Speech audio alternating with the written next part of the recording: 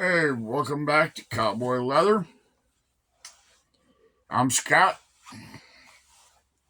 Hope everybody's having a good week so far.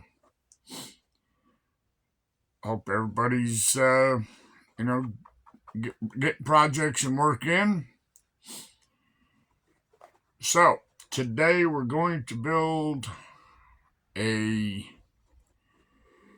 they're known by several different names. They're called possible bags, black powder hunting bags, shooting bags, whatever you want to call them. It's up to you. They were basically used back in the 1700s, 1800s, and early 1900s. They used it for, going out hunting, carrying black powder, and whatever else they happened to need. That was one of the bags that they carried. Some they carried shot bags. They carried powder horns. Well, these bags you could carry, whatever you wanted in it. You carry your flint, makings of for fire, your eating utensils, whatever you happen to need is what this bag was for.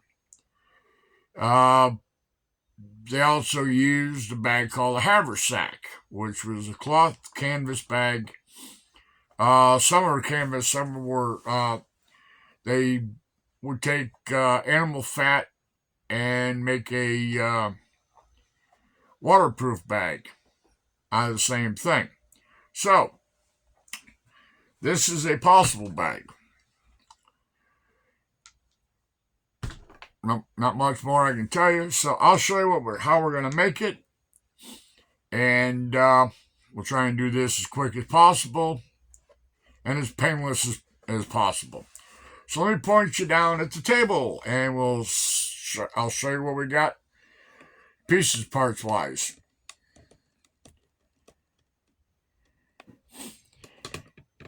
All right, we're using 4 to 5 ounce veg tan. You can use chrome tan if you want. Most of the bags that I make are made out of chrome tan, or they're made out of what they call Indian tan, which is a chrome tan. But that is natural chrome tan. There's no color in it. So this piece here is 3 inches wide by 31 inches long. And you've got 1, 2, 3 pieces here. I'll get to these in a minute. And you've got 2 1-inch wide straps. These straps are cut at 45 inches. And then you can do whatever you want. But I've got a clicker die for these, so I take some scrap and cut rosettes out. This is 7/8, I believe, veg tan, oiled, colored, everything else. I've already stitch grooved. Let me see it. There we go. Stitch groove that. That's going to be the back. This one here is going to be the front of the bag. Now, I usually go ahead and I poke my 4 holes here. What I do is just roughly come off 1 inch off this stitch line to there, and 1.5 inches to this hole. Now, this is going to be the front of the bag. What we're going to do is we're going to run let's see if I got a piece here. Hold on, don't go away. We're going to run this leather saddle string through these holes. We're going to go in and come out here, and that's going to be your adjustment. And And on the lid, or the flap, where's the flap? There's the flap. There's the flap there. When I get this all put together, I can put 2 holes wherever this happens to fall, run a piece of saddle string through there, and tie it on the back. So, as we go along, I'll explain what we're doing and where you need to do this or do that. All right, let's just put that aside. Put this aside. We won't need this right away. Now, I measured down. I don't know if you can see it, but I measured down about an inch, I believe. Maybe less. Let me measure it. Correction. ½ inch down. So, what we're going to do, being that this is the back, this is the flap. Now, on the flap, we're going to run 2 stitch lines. I don't know if you can see them. But first off,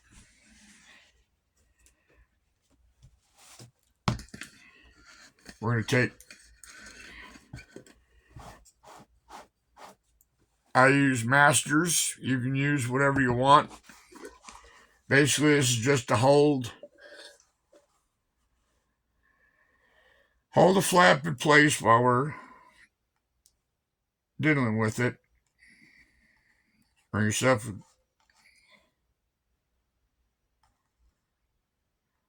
some glue across there.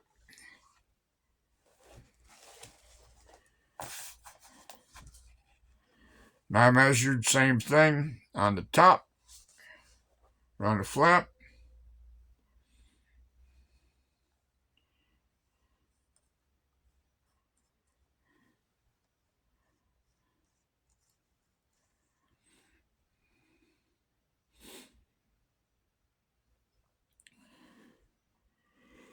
I said that I used to make these out of the Indian tan. It's the same leather that they use. I believe it's Spalding. Same people that make Spalding baseball gloves, basketballs, footballs, and now they pretty much make. I think they still make the baseball gloves and the footballs out of the same material, the same kind of leather. But I know they do take a lot of their scraps and make, I call them saddle strings, shoelaces, leather shoelaces. That used to, there's a tannery in Spalding, I believe. If they haven't closed up, they're over in Tullahoma, Tennessee. So, the glue tacking up pretty quickly. Line this up here.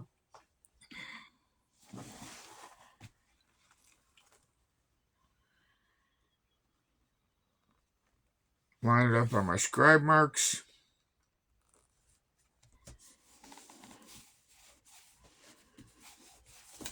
Put it down.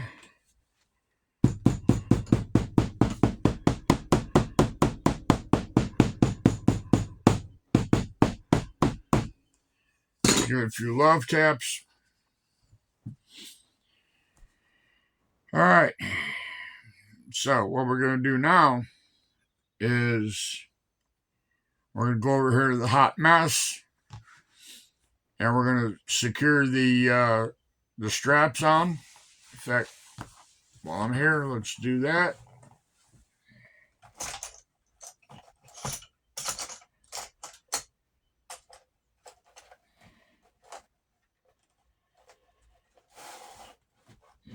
Find my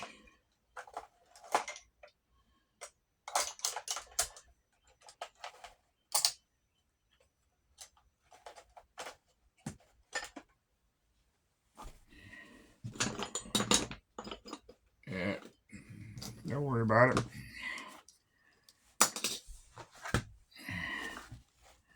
That out of the way.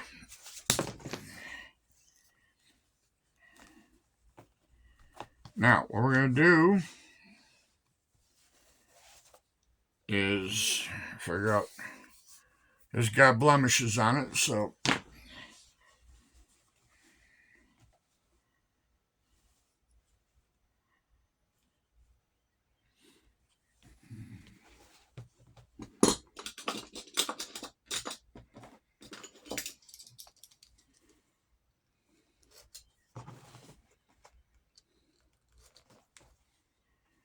kind of take the edges, not the edge off, but kind of round that out a little bit. Now what I do is just to, you don't have to measure exactly, but I come about 3 inches down the bag,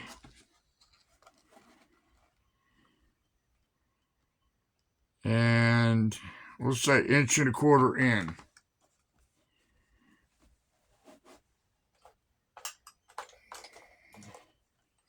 So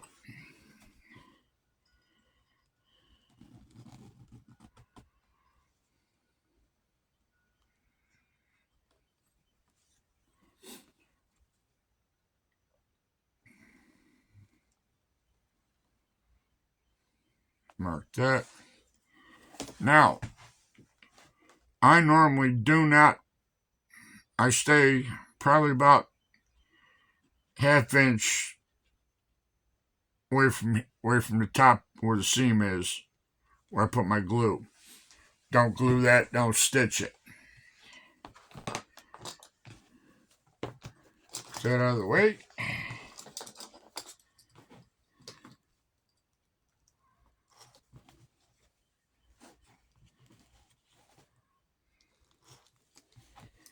Now you can use, if you've got end punches, you can use your end punch. Punch a nice radius on that.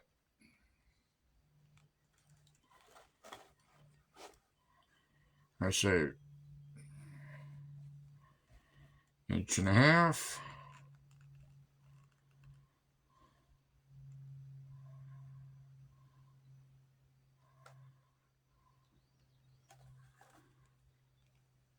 There we go.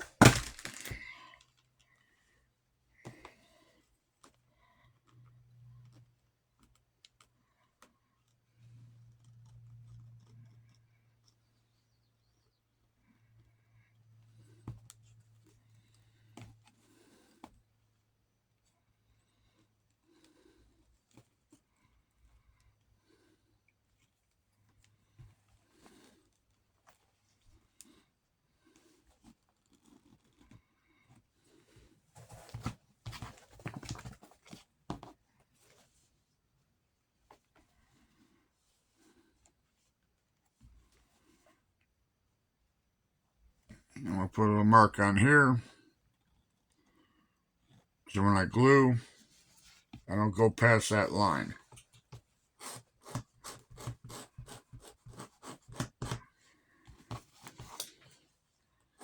I can't locate my rougher right offhand, so we'll just score it.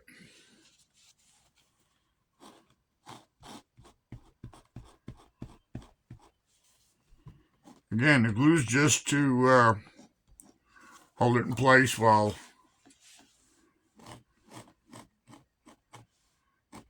we run it through the machine.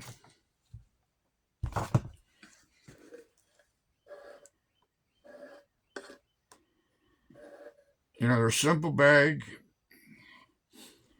You can elaborate, be real fancy,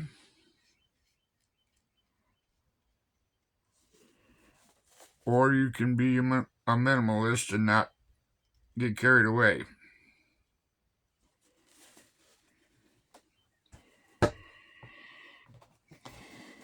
I do make some of these with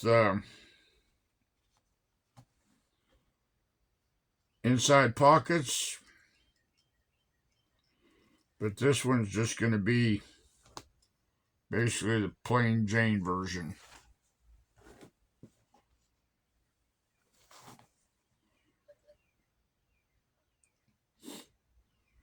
You can also, instead of putting that rosette type closure on it, you can put a strap on the lid, and sew a strap or riveted buckle to the front. Instead of putting these holes, you can either stitch it or rivet it. Put whatever size, if you want to. I wouldn't go anything bigger than an inch. Put a buckle on there, so you can buckle with a buckle closure on it.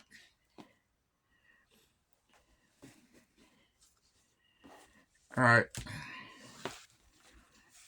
Now, it's easy to get confused, but I put the strap on with this facing this way. Because I'll show you when we get all done.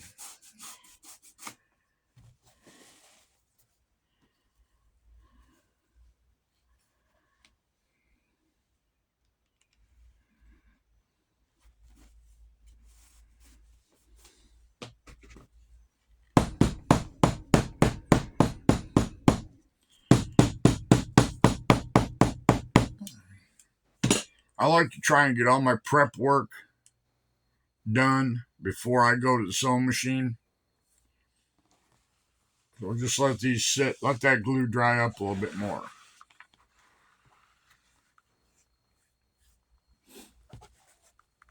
So now we're going to do here.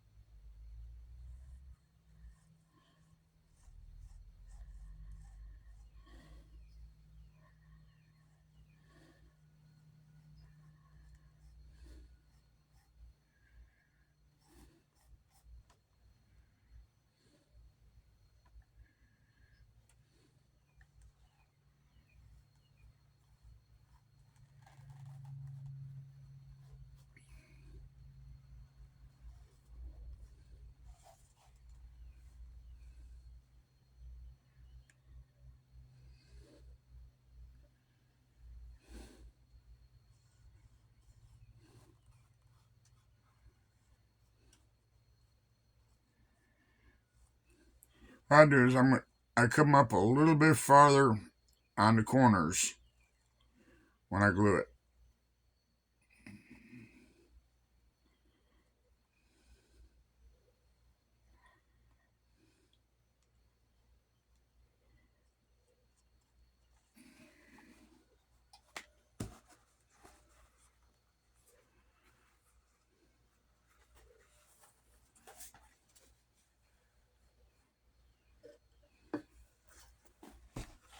I'm going to get just kind of a general idea how long I'm going to need. And I'm going to go ahead and glue it.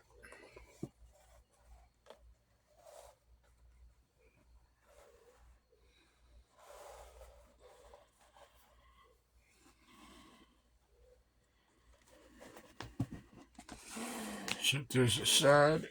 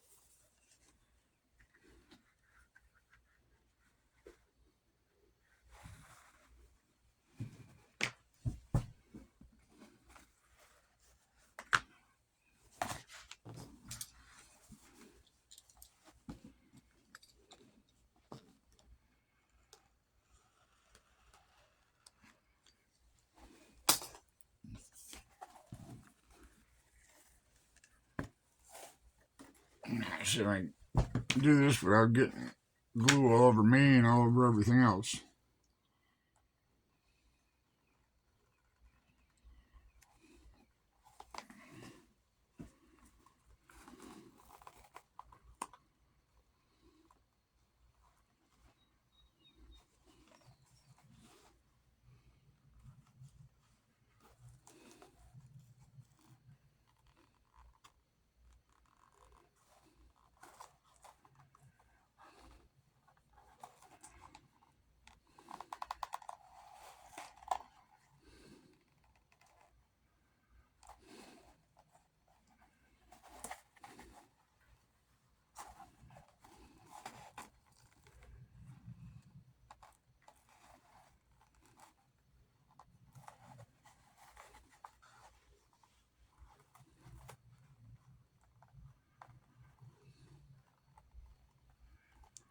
Try and line this up the best you can.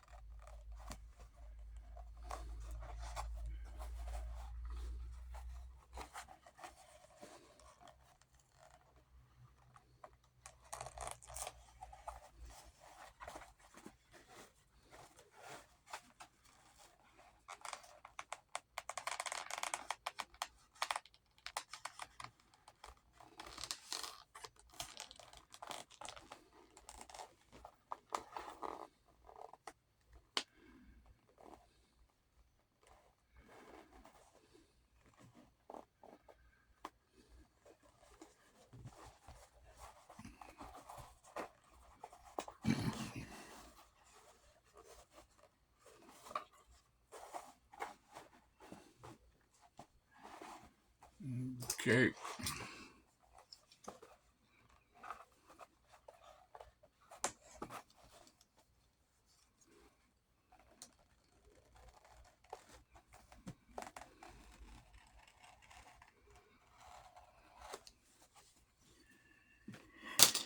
Take the excess off.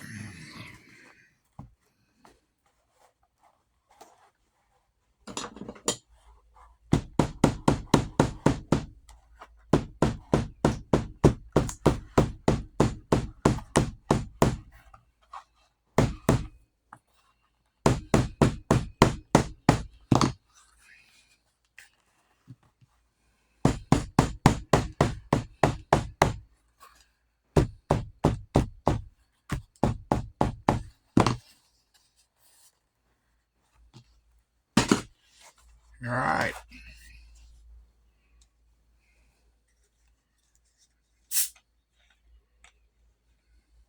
Hydrate while we wait.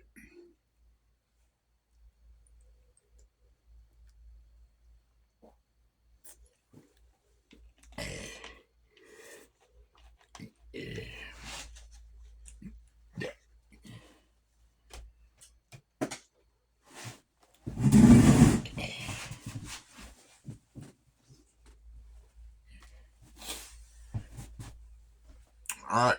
I'm going to put you on hold a minute. Reposition, reset up on the big machine. And we will stitch what we've got done, glued together. We'll stitch that together. And then we'll put the front, we'll marry the front and the back together.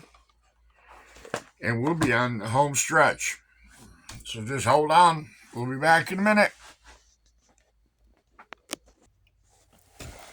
All right, this may be a little rocky and shaky. I got the camera up as close as I possibly can.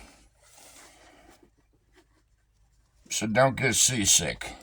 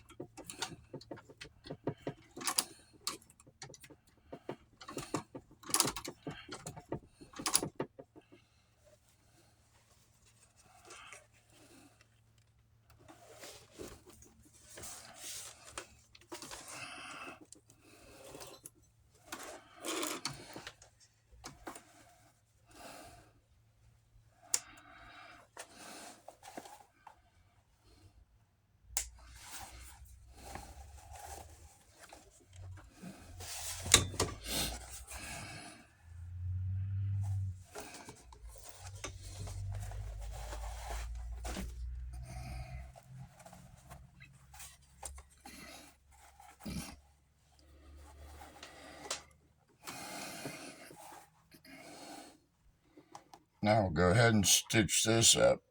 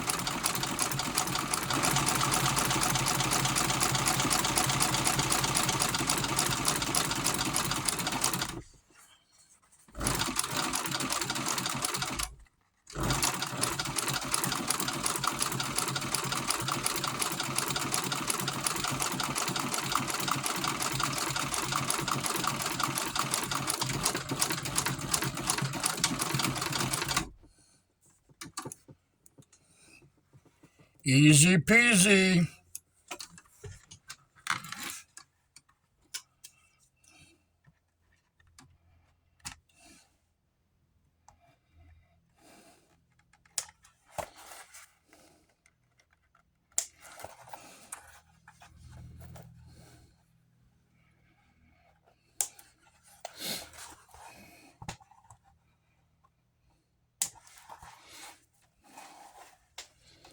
I get over here, I use the flamethrower and burn off the fuzz. But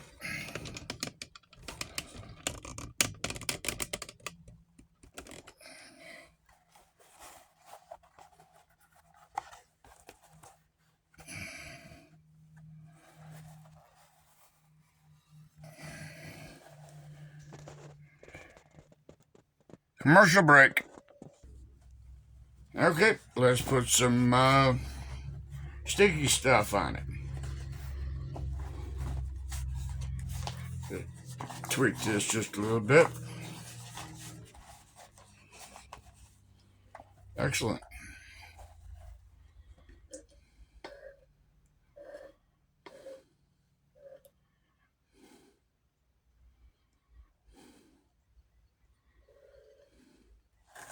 Every time I was making these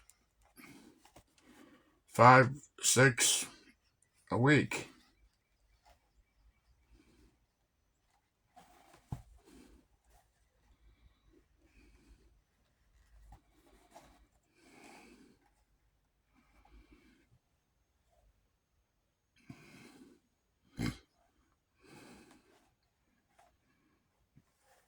I get the clicker die out. I spend like a Monday just clicking pieces parts out.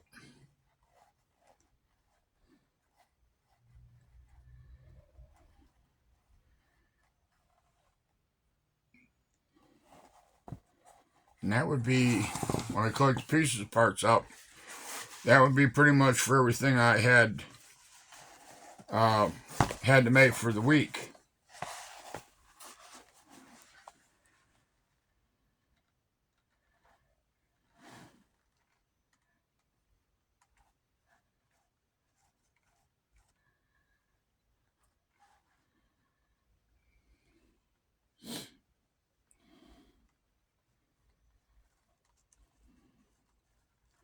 They would make pre-shoe repair time days.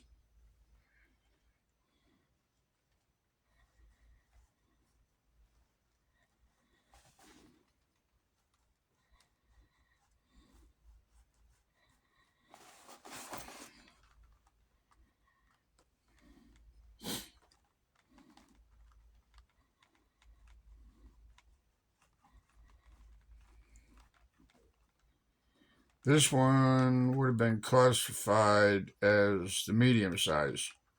I had small, medium, and large.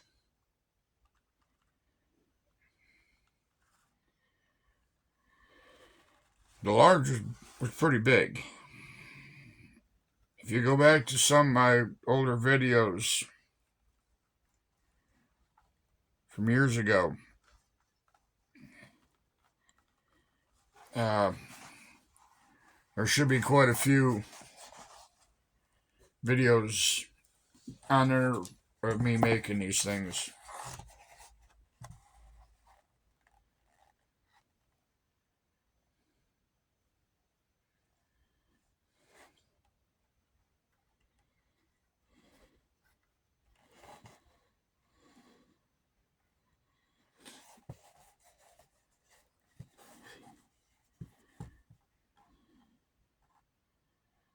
It was back when I was making horse tack.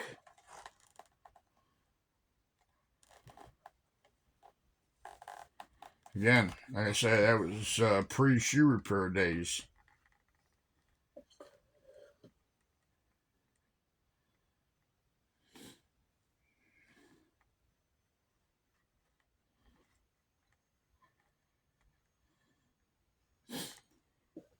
Alright.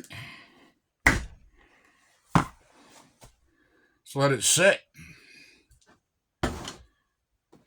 Let the glue set up, which it doesn't take long. This is all-purpose cement quick drying. When this stuff dries, the only way you're going to get it apart is either destroy the project or you have to use heat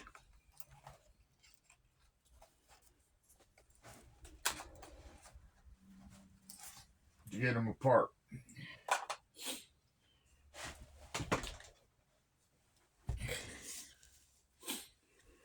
But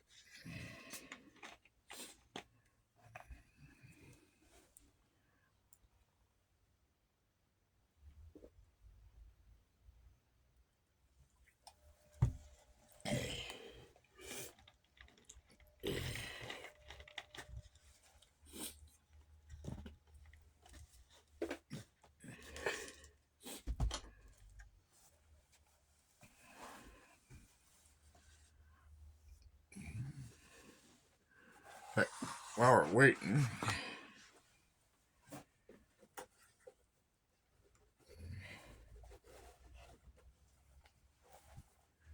my daughter is got a craft show up in Knoxville, Tennessee this weekend.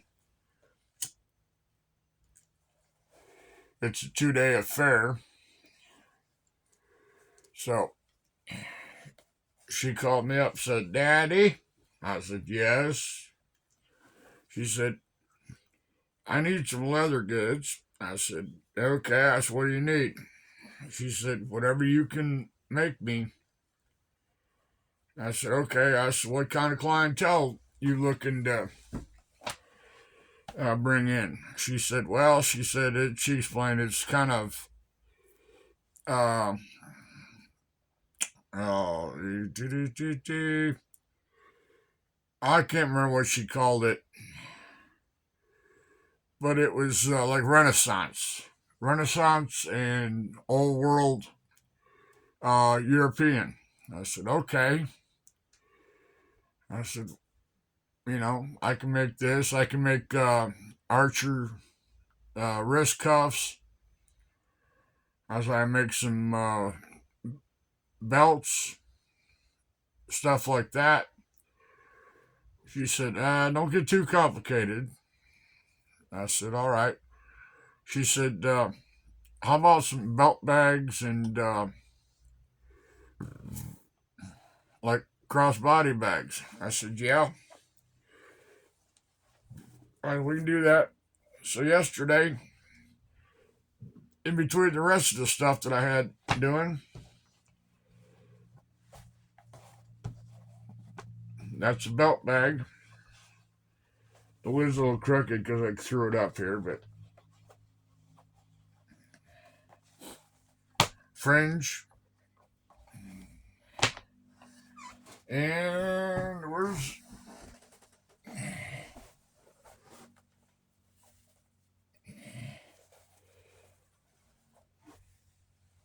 there's a crossbody bag with fringe.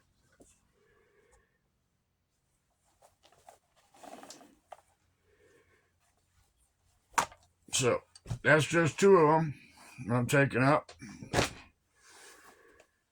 Then I got some other things. She wanted simple bags. I call those my hippie bags.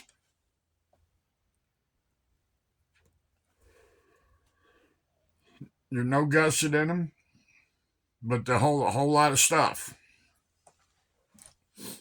All right, let's see if we can get this bag put together. Yep, glue's dry. Get this out of the way. All right, let's see if we can do this. Now, this one here,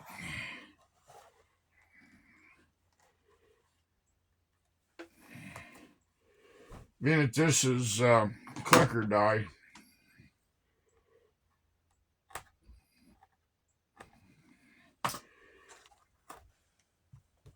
it'll give me a center point.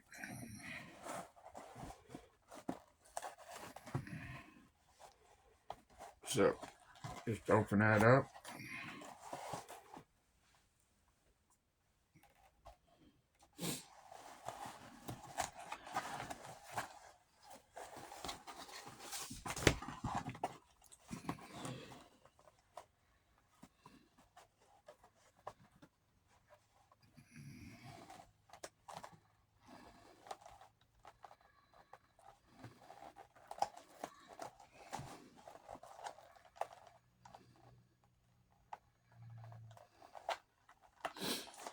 There we go.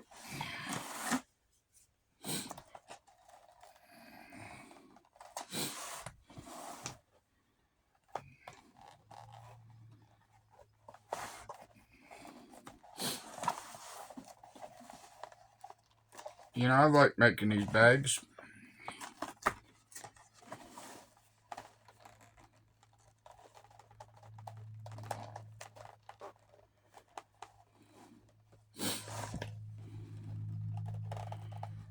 Like I said in the beginning, this is just a plain one, just to show you, how to do it. Now, believe it or not, the bag is intended for, outdoor hunting use, or reproduction of something used back in the old days. But I've had women come in and buy these things and use them for purses.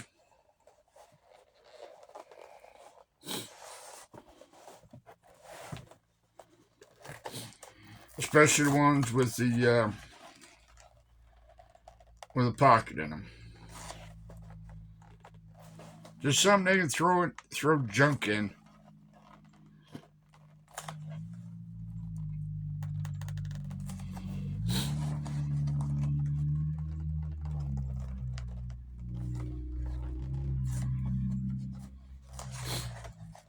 I've got a purse. Well, actually, it's not a purse.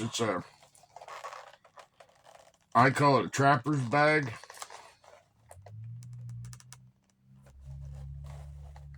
If you go back and look at some of my old videos, it's the one with the holster or knife sheath on it.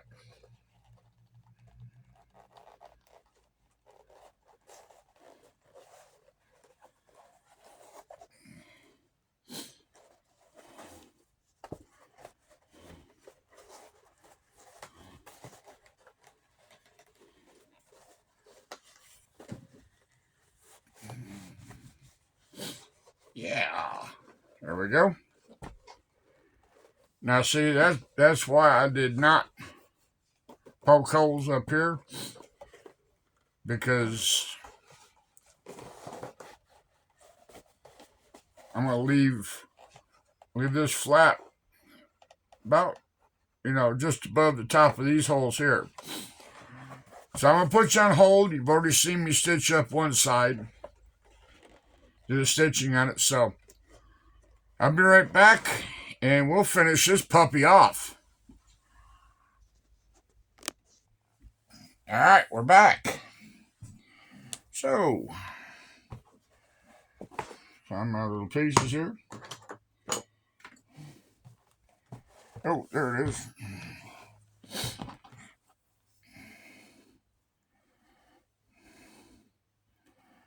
Make yourself a little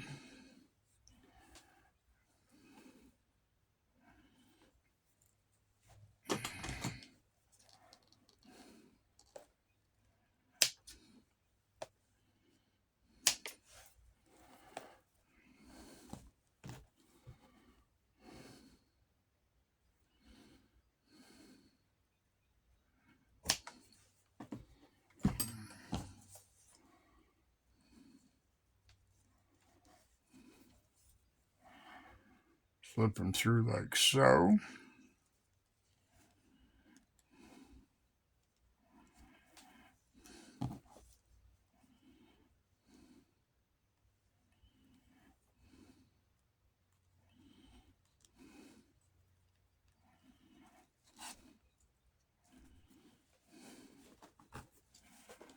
Put it over there. Now what I do is, you don't have to do it depending on what you use.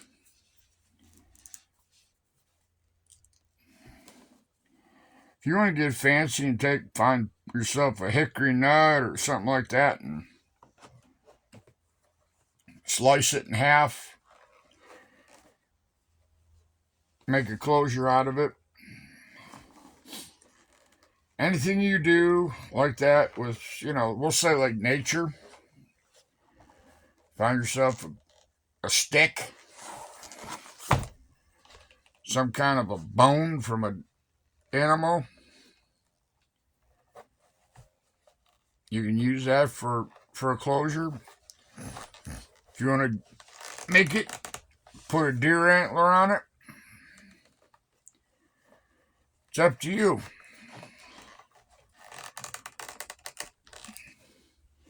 I don't have any deer antlers. I didn't get one this year.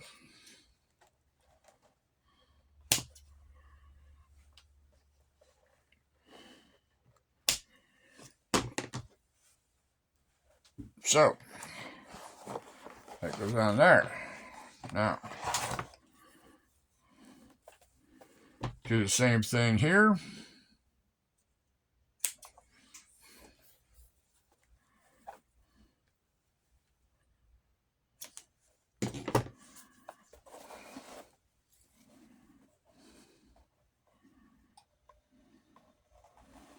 Feed it into these holes.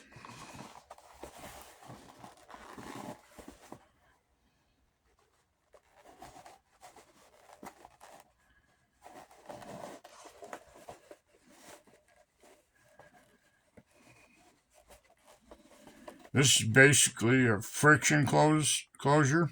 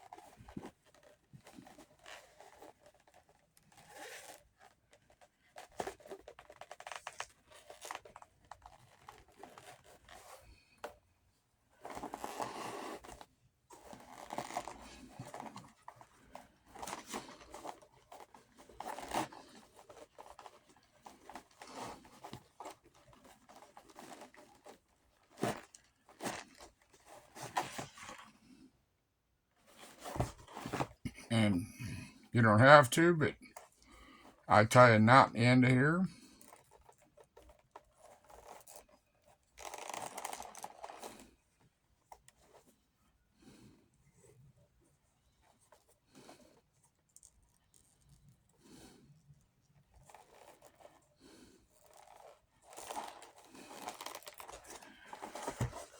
All right.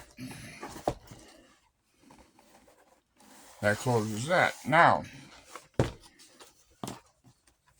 we're going to make an adjustable strap up here. Nope, we're not.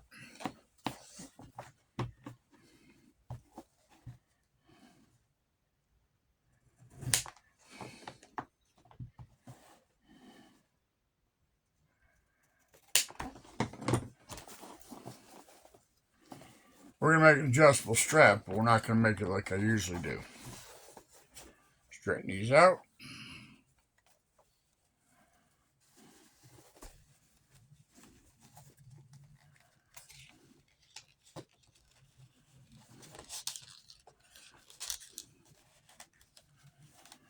Tie halfway knotty knot in it. There you go. 1 inch possible bag. Now, you do not have to go, unless you got a lot of real jagged, rough edges around here, you do not have to go around there and trim it up and slick it up. Because what I do is I make them so they look politically correct. Now, don't get me wrong. I do slick and edge paint a lot of them. But, you know, for the time, we're 56 minutes into this video. And so, you know, I'm just doing the quick and basic, easy way to do this. And that makes a pretty smart looking little bag. You just pull that, flap that, put your stuff. Now you can put it on the back of here, being that you're sewing these straps on, you can measure that out. Measure between here and your stitch lines. Cut yourself a piece of leather to put in there. And when you stitch these, you're stitching that back pocket on. And then all you'll have to do is, you stitch down here and then cut across.